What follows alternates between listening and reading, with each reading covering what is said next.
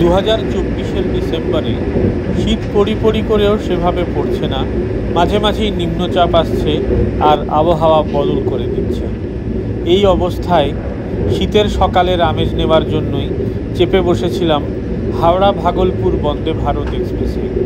Bardhaman cord লাইনে পড়তেই গ্রাম বাংলার অনাবিল দৃশ্যাবলী চোখ মন জুড়িয়ে দিল। এখনও সেভাবে কুয়াশার মরশুম শুরু হয়নি, কিন্তু হালকা একটা ধোঁয়াশা রয়েছে বাইরে, ফলে চারপাশের দৃশ্য কেমন যেন জল রঙে আঁকা ছবির মতো হয়ে গিয়েছে। ট্রেনের ভেতরে সার্ভ করা হয়েছে মর্নিং টি আর দুটো ডাইজেস্টিভ বিস্কুট। সেই চায়ের স্বাদ নিতে নিতে জানালার বাইরে চেয়ে থাকি, দুপাশের সবুজে চোখ জুড়িয়ে যায়। হুগলি জেলার এই বিস্তীর্ণ অঞ্চল মূলত শীতের সবজি আর ধান চাষের জন্য প্রসিদ্ধ।